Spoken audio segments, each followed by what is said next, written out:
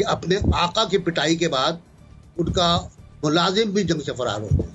360 ख़त्म किया, जो भी किया, पाकिस्तान की ऐसी खामोशी 70 साल में नहीं नजर आई कि हमने पहले 2-3 जंगें लड़ी हैं कश्मीर के ऊपर, और अगर इसके बाद भी कोई जंग होती है तो वो कश्मीर पे ही होगी, पाकिस्तान। हिंदुस्तान पर इस तमाम जो सिफारतकारी कह लें, कुछ भी कह लें आप, इसका असर क्या हुआ? कोई असर नहीं।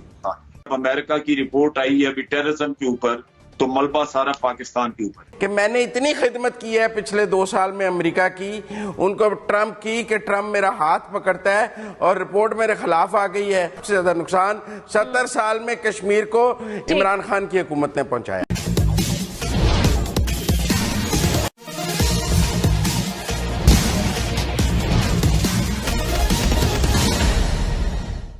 अभी आपने पाकिस्तान के एक टीवी चैनल पर चल रहे एक परिचर्या का कुछ अंश सुना, जिसमें अपने आका की पिटाई का जिक्र किया गया है।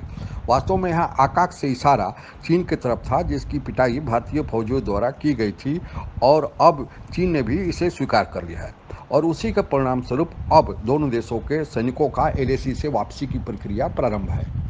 अमेरिका से यह उम्मीद लगाए पाकिस्तान बैठा था कि कश्मीर के मामले में, खासकर तथाकथित ह्यूमन राइट वायलेशन के मामले में, तो अमेरिका अवश्य ही पाकिस्तान का साथ देगा और भारत को दहशतगर्द देश करार देगा, पर हुआ उसका उल्टा। अभी जो ताज़ा रिपोर्ट अमेरिकी सरकार ने ह्यूमन राइट पर प्रकाशित किया है, उसमें पाकिस्तान को ही दहशतगर्दी का एपिसेंटर बना गया है। जब प्रधानमंत्री इमरान खान ही अंतर्राष्ट्रीय आतंकवादी ओसामा बिन लादेन को शहीद का दर्जा देंगे, तो ऐसे रिपोर्ट का आना स्वाभाविक ही था। भारत के मुकाबले खासकर कश्मीर के मसले पर आगे क्या चर्चा हुई, आइए सुनते हैं। नासिर बिस्वाई साहब, विद इन 60 सेकेंड्स आपने मुझे अपना आंसर देना है। बताइए, आप समझते हैं जब से पीटीआई हुकूमत में आई है उस वक्त से लेकर अब तक कश्मीर के मामले पर पाकिस्तान की जो पॉलिसी है वो दुरुस्त समत में गामजन है? कहते दौड़ लगी है, टिकर्स की, खबरों की, दोप की लगी। एक लगी पाकिस्तान जंग से फरार हो गया। अपने आका की पिटाई के बाद बोना समझ रही है कि जुमला किसका हो सकता है कि अपने आका की पिटाई के बाद उनका मुलाजिम भी जंग से फरार हो गया, 1। और दूसरा ये कि इमरान खान ने ओसामा बिन लादेन दहशतगर्द को शहीद करार दे दिया। ये भी हमारा बेड़ा गर्क हो गया है। अब सोचते रहिएगा कितनी पाबंदियां आप पे लगने वाली हैं। सबको पता है कि बेनजीर भुट्टो को प्राइम मिनिस्टर बनाने से रोकने के लिए, गैर शरई करार देने के लिए, गैर इस्लामी करार देने के लिए ओसामा और नवाज शरीफ के ताल्लुकात थे। और ये इल्ज़ाम भी लगता है कि ओसामा ने नवाज शरीफ को पैसे दिए थे। हमारी पॉलिसी बहुत क्लियर होनी चाहिए। अगर मगर नहीं चलेगा, अगर मगर नहीं चलेगा, ये हम कश्मीर से दस्तबरदार हो जाए। तो तारीख बहुत तल्ख है, तारीख बहुत जालिम होती है। तारीख अपने आप को महफूज रखती है, बचा के रखती है। जनरल साहब जानते हैं। ठीक है, सुन लिया। यहाँ पे जरिया एक कमेंट मैं 61 सेकंड्स में बताता हूँ तुम्हें कि बिल्कुल पॉलिसी हमारी कमजोर है और मैं नहीं समझता कि इस पॉलिसी से कोई पॉजिटिव नतीजा आप हासिल कर सकते हैं। इस पॉलिसी में कोई फिनेस नहीं है। तो ये तो सूरत हाल जैसे जैसे बदलती है, लोग अपने स्टांस भी और चीजें बदलते रहते हैं। लेकिन कल के बारे में जो आपने बात की, देखिए बात ये है, मेरी स्टेटमेंट ये थी कि हमने पहले 2-3 जंगें लड़ी हैं कश्मीर के ऊपर, और अगर इसके बाद भी कोई जंग होती है तो वो कश्मीर पे ही होगी, पाकिस्तान। लेकिन ये मैंने साथ ये कहा था कि हालात हमारे बदल गए हैं, जहां पे हम इंटरनेशनली आज आइसोलेटेड हैं किसी हद तक। और वो आपने देख लिया कि जब अमेरिका की रिपोर्ट आई है अभी टेररिज्म के ऊपर, तो मलबा सारा पाकिस्तान के ऊपर, और पाकिस्तान को उसमें मुलव्वस किया जा रहा है कि आप टेररिज्म में उनको टेररिस्ट को सपोर्ट कर रहे हैं। ये वो चीज है जिसके लिए पहले मेहनत की जरूरत है कि आप अपनी क्रेडिबिलिटी दुरुस्त करें, जो हमारी फॉरेन पॉलिसी में नहीं हो रही। इस बात की जरूरत है कि आपके 70,000 लोग मारे गए और आपके सर से ये फिर भी टैग लगा रहा आपके माथे पे कि आप टेररिज्म कराते हैं। आपको पता है कि अमेरिकन सोच क्या है। अफगानिस्तान से अब जितना भी टेररिज्म हमारे खिलाफ होता है, कोई सोच सकता है कि नेटो और अमेरिका को पता नहीं होगा, उनकी नाक के नीचे सारा TTP वहां से करती है, और लेकिन वो उसका नाम नहीं लेते। उस रिपोर्ट में जो अमेरिकन कांग्रेस ने छापी उसका कहीं जिक्र ही नहीं है। तो पाकिस्तान को एक डॉक में खड़ा किया हुआ है। जब तक एक अग्रेसिव पॉलिसी के जरिए आप अपनी क्रेडिबिलिटी दुनिया में दुरुस्त नहीं करते, आप दुनिया को ये बताते नहीं है कि जो कुछ कश्मीर में हो रहा है वो टेररिज्म नहीं है।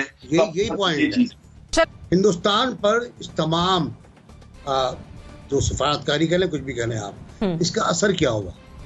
कोई असर नहीं।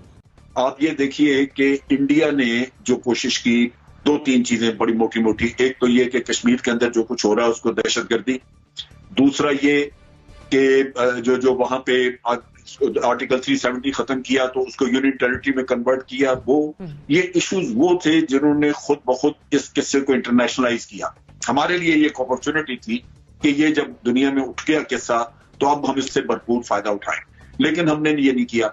नतीजा ये कि आज हमारी पॉलिसी है सिर्फ रिएक्शनरी।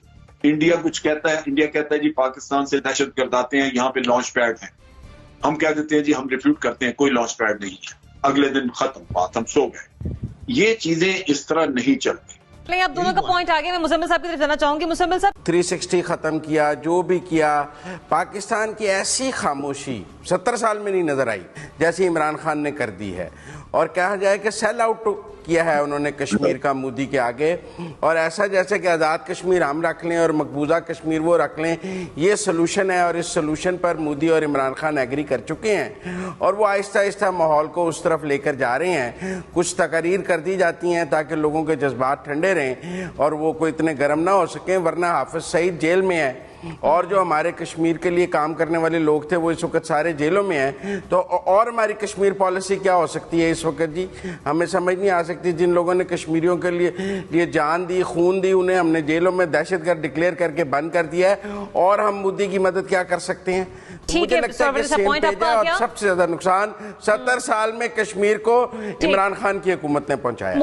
ये मेरा मतलब है कि उनकी खारजा पॉलिसी है, वो पुराने तो गालियां देने में और ताने देने का वो कोई मौका नहीं छोड़ते। अपनी तो वजाहत कर देते कि मैंने इतनी खिदमत की है पिछले 2 साल में अमेरिका की, उनको ट्रम्प की कि ट्रम्प मेरा हाथ पकड़ता है और रिपोर्ट मेरे खिलाफ आ गई है, और जिन भारतीयों को हमने टेररिस्ट डिक्लेयर करवाने की कोशिश की उसको भी ब्लॉक कर दिया गया है। ये मेरी पॉलिसी है, फॉरेन पॉलिसी, कि मैं अमेरिका के लिए इतनी गुलामी कर रहा हूं, इतना काम कर रहा हूं, और जवाब में वो फिर आज मुझे वही मार रहे हैं। वो पुराने क्या के लिए करते हैं? अपनी कारकर्दगी, अपनी पोजीशन तो वो जरा एक्सप्लेन करें कि ये 2 साल में उन्होंने किया क्या है। तो मेरा मतलब है इमरान खान साहब तारीख को मशक करते हैं। अभी NBC ने भी कहा कि नवाज शरीफ की मदद करते रहे। उस वक्त तो नवाज शरीफ की वही पोजीशन थी जो आज इमरान खान की है एस्टेब्लिशमेंट के साथ।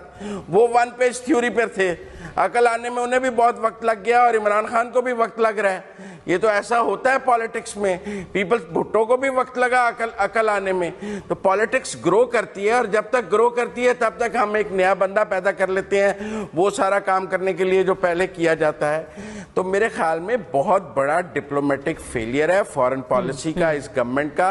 ये भी नहीं भूलना चाहिए कि इंडिया में मोदी जैसा कभी भी इससे पहले नहीं आया और इतनी मेजोरिटी से नहीं आया, और उसने जो अपने मैनिफेस्टो में लिखा था, ना सिर्फ कश्मीर में बल्कि भारत में भी वो कर रहा है। UN सिक्योरिटी काउंसिल में अभी जो भारत को मेंबरशिप मिली है वो उनको इतनी आसानी नहीं मिलनी चाहिए थी।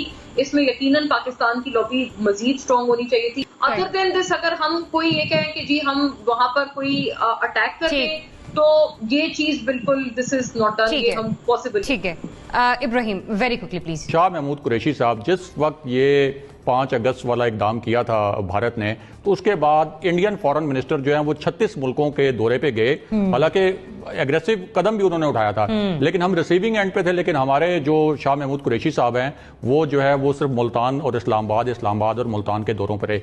मुसलमान ने हमेशा नुकसान उठाया जब उनकी अपनी सफ़ों के अंदर मीर कासिम मौजूद। अच्छा जनाब साहब, आप मुझे सेगमेंट कंक्लूड करने का मौका दें। मुझे ब्रेक की तरफ जाना है। वरना इंडिया किसी न किसी की मदद से हुकूमतें बनाता रहेगा और आपको जलीलो ख्वार करता रहेगा। चर्चा से आपको अंदाजा लग ही गया होगा कि अब पाकिस्तान के लोग चीन का राग अलापना छोड़कर अपने देश की विदेश नीति दुरुस्त करने की बात कर रहे हैं। ऐसा ही भी है, भारत से पाकिस्तान की अगर जंग हुई तो उसमें उसके आका चीन न पहले ही पाकिस्तान का कोई मदद कर पाया था और न भविष्य में ही कर पाएगा। यही चीन की दोगली विदेश नीति है। मेरे चैनल पर धर्म, ज्ञान, जीवन में सफलता के सूत्र आदि विषयों पर भी वीडियोज उपलब्ध हैं। कृपया इसका लाभ आप ले सकते हैं। अगर आप मुझसे जुड़ा रहना चाहते हैं तो कृपया मेरे चैनल को सब्सक्राइब करें तथा बेल आइकॉन को भी दबा दें ताकि मेरी नई वीडियोज की जानकारी तत्काल आप तक पहुंच जाए। धन्यवाद। जय हिंद।